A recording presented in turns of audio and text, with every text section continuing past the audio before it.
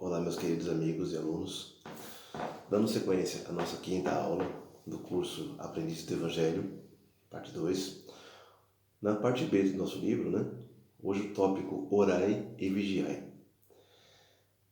Vigiai e orai para não entrar em tentação, pois o espírito está pronto, mas a carne é fraca. Marcos capítulo 14. De acordo com o nosso livro do curso, reencarnamos trazendo conosco toda a bagagem espiritual adquirida nas múltiplas jornadas passadas e carregamos tanto as virtudes conquistadas como também os desequilíbrios ainda não superados. É aqui, na escola terrena, que temos a oportunidade de nos reajustarmos, corrigindo e renovando as nossas disposições íntimas.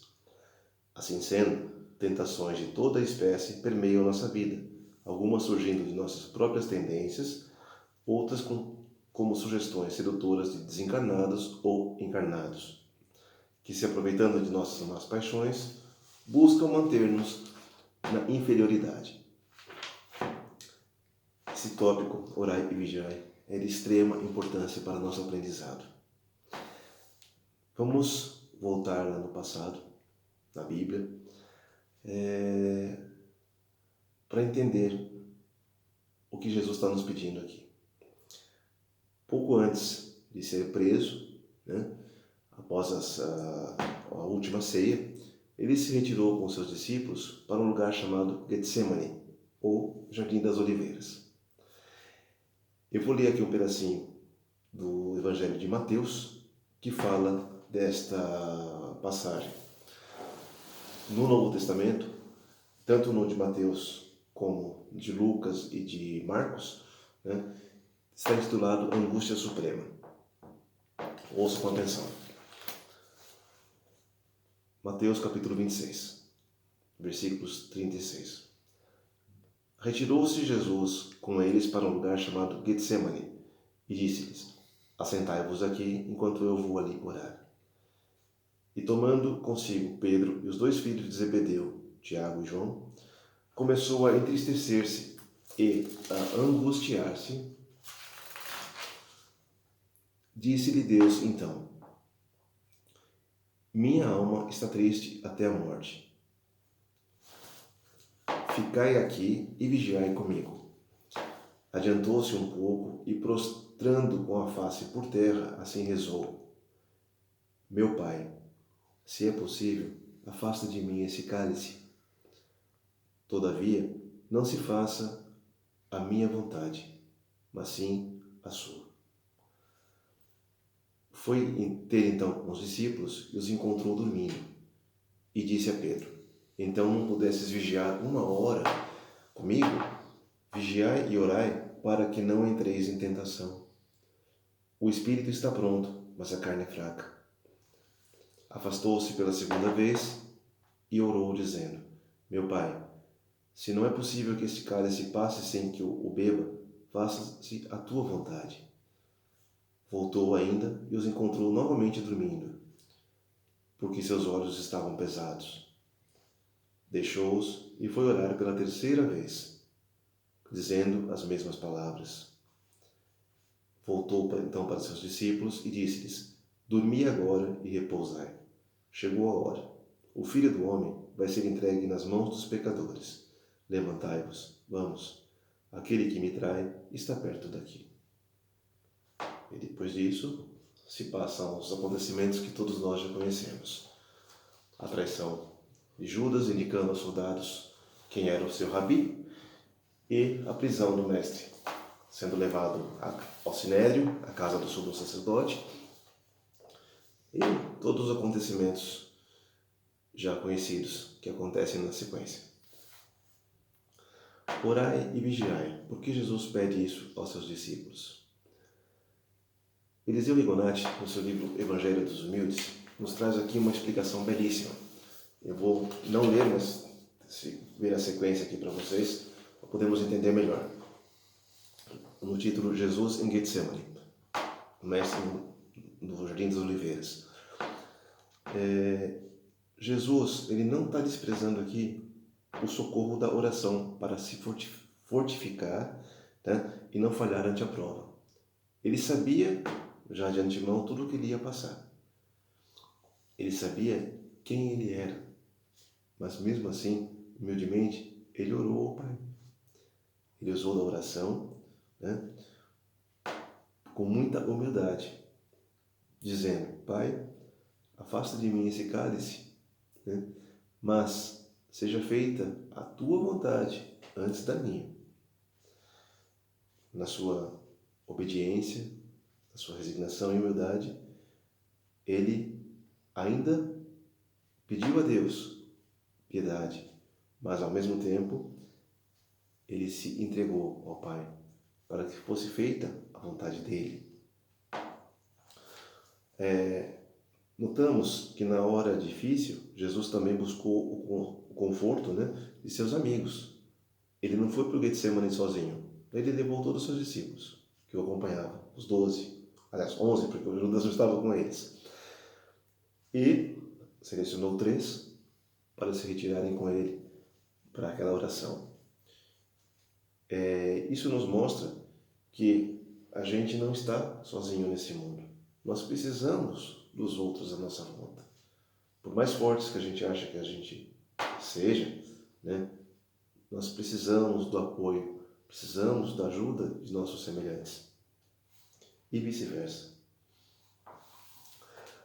O Rigonati diz aqui: fazendo-se acompanhar de amigos, ele nos ensina que uma pessoa que se isola não pode progredir. O progresso só é possível quando há auxílio mútuo. Somente quando orava e quando se entregava à meditação é que Jesus ficava só. Fora disso, gostava de estar na companhia dos apóstolos e de quantos os procuravam.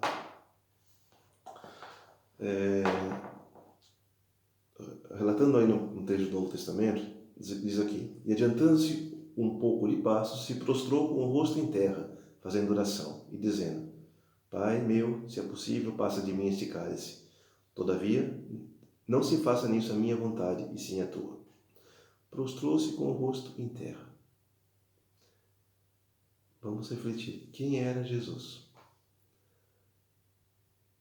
E dentro da sua grandiosidade, ele nos dá esse exemplo de humildade. Prostrado com o rosto em terra. Ato mais humilde que esse. Quanto mais evoluído for um espírito, mais saberá obedecer à vontade divina. Olha que importante, a rebeldia é própria de espíritos pouco evoluídos espiritualmente. Ele está nos ensinando aqui, Jesus, que acima de nossa vontade e nossas conveniências, os nossos interesses, está a soberana vontade de Deus, diante da qual nós devemos sempre nos curvar. É bem notado aqui a humildade de Jesus, tá? E sua extrema obediência aos desígnios do Pai. Mais uma vez, ele dando exemplo, modelo.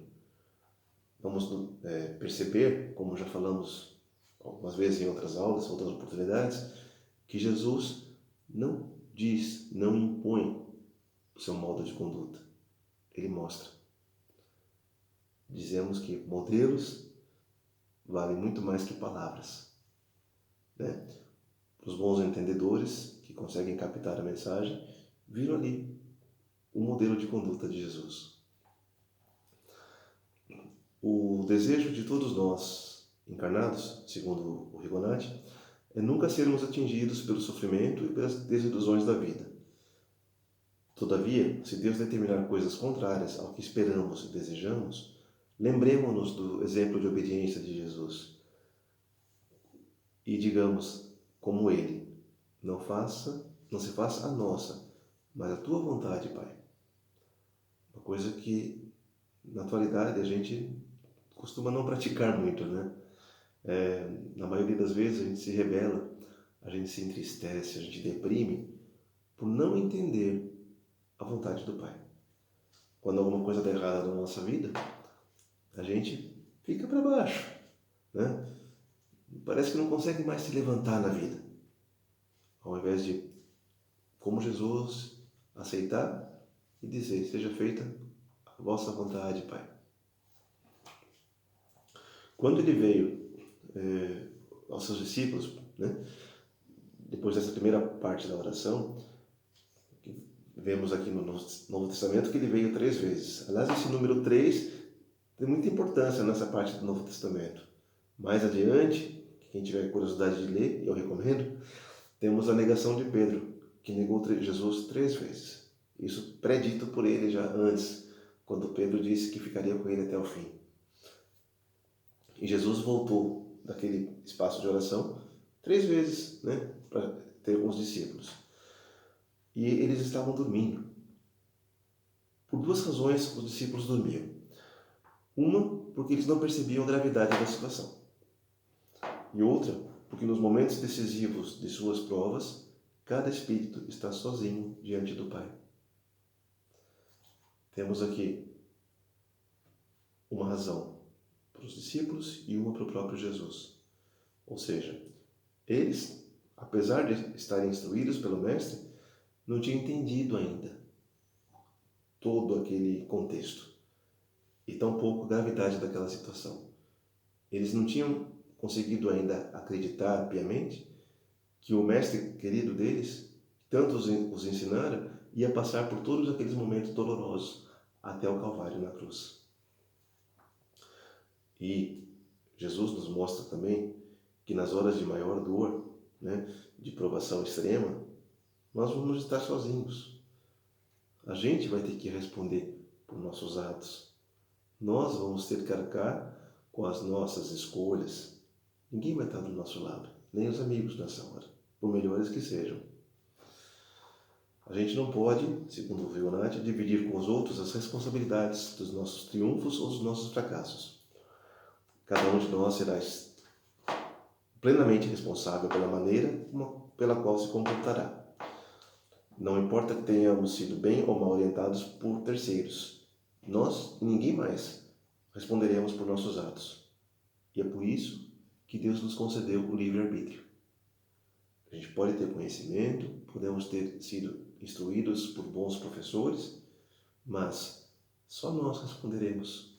Não adianta na hora final dizer, eu errei porque ele me ensinou errado. Não. Nós temos o livre-arbítrio.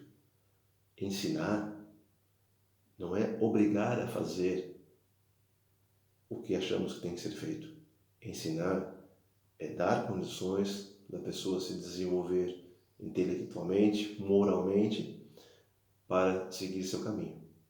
Cabe a ele, ao discípulo, ao aluno, optar, escolher o melhor caminho.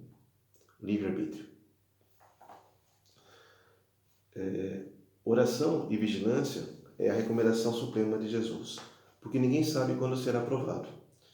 O espírito poderá ter se preparado muito quando estava no mundo espiritual, né? Até encarnar. Mas depois aqui, encarnado, ele sofre a influência da matéria, tá? Que o reveste do esquecimento temporário em que mergulhou. E, caso ele se descuide e não se socorra do plano espiritual através de oração, por isso o orai e vigiai, através da oração, ele facilmente falhará. É o que acontece com muitos de nós.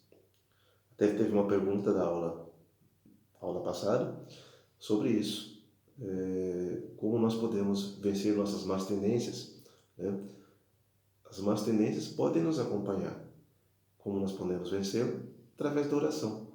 Através da oração, né, sincera, nós nos ligamos ao plano espiritual, nos ligamos aos nossos benfeitores e assim nós permitimos que eles nos ajudem. E isso nos dá força para não falhar. Depois que Jesus voltou pela segunda vez, né, tendo orado com as mesmas palavras, de afastar o cálice, né, mas sendo feita a vontade do Pai, mostra-se aqui a humildade, mais uma vez, dizendo a Deus que ele estava pronto a obedecê-lo, mesmo com todo o sofrimento que ele sabia que ia passar. Conquanto seu desejo fosse que as coisas se passassem de outra maneira, nem por isso deixa de se submeter aos decretos do Altíssimo, exemplificando-nos a submissão ante o poder supremo. Olha que importante. Se ele o quisesse, poderia evitar as provas dolorosas. Entretanto, permanece no seu posto, aguardando serenamente os acontecimentos. Era um espírito evoluído. No entanto, vale-se da prece no momento em que suas forças poderiam falhar. Não podendo encontrar consolo e conforto junto dos discípulos que dormiam, encontra o bálsamo confortador e fortificador na prece dirigida ao Pai. Apesar de ter amigos sinceros e fiéis, naquela hora suprema de angústia, eles estavam dormindo. E onde ele encontrou o conforto que buscava, talvez, nos amigos? No Pai. O Pai sempre nos dá esse conforto. A gente precisa lembrar disso. Na terceira vez, ele foi orar e quando voltou, eles estavam dormindo de novo. Mas daí, aquela oração, em seguida que ele estava repetindo, aquele encontro íntimo com o Pai, o fez estar mais calmo. Estar mais calmo porque tem um detalhe aqui que não está dizendo no livro, mas em algumas escrituras é falado. A dor de Jesus, naquele momento de oração, no Getsemane, foi tão grande, que ele chorou lágrimas de sangue. E gotas de sangue escorriam junto ao suor de sua testa. Ele expôs a dor que estava sentindo no seu íntimo, na sua alma, convertendo-se em lágrimas e suor de sangue no seu corpo físico. A oração que Jesus dirigiu ao Altíssimo preparou para o doloroso transe e, cheio de bom ânimo, acorda os discípulos e, tranquilamente, aguarda o que devia acontecer. Ao invés de ele reclamar para os discípulos: por que vocês estão dormindo e me deixaram sozinho? Nessa última vez que ele voltou lá onde ele estava rezando, ele disse: podem dormir agora, descansa, porque minha hora está chegando. Aquele que me traz está próximo. E foi assim que aconteceu. Os discípulos, como já dissemos, dormiram porque no instante agudo de nossas provas e expiações estaremos sozinhos diante de Deus, a fim de demonstrarmos o aproveitamento das lições e a experiência que a vida nos ministrou. Nossos amigos, encarnados e os desencarnados, poderão acompanhar-nos até o lugar onde passamos pelas provas e expiações, mas não poderão suportá-las conosco. Só a nós compete sofrê-las. Se formos vencedores, o mérito é nosso. Se nós falharmos, a culpa será exclusivamente nossa. Voltando aqui ao nosso livro do curso,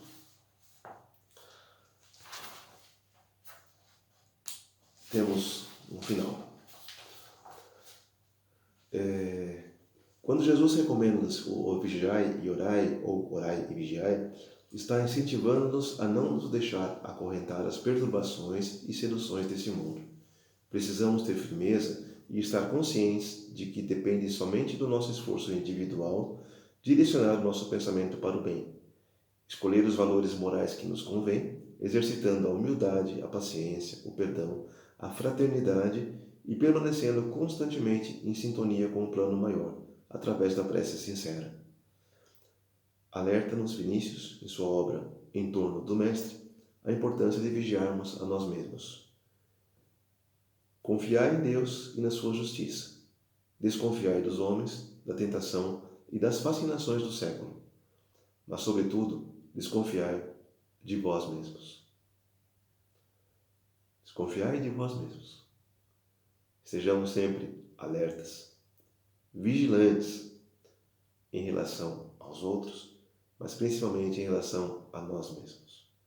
Como já disse, nós podemos trazer de outras vidas, ao reencarnarmos, más tendências. Nós podemos trazer no reencarne fraquezas. Cabe a nós nos vigiar e orar para que nós consigamos vencê-las.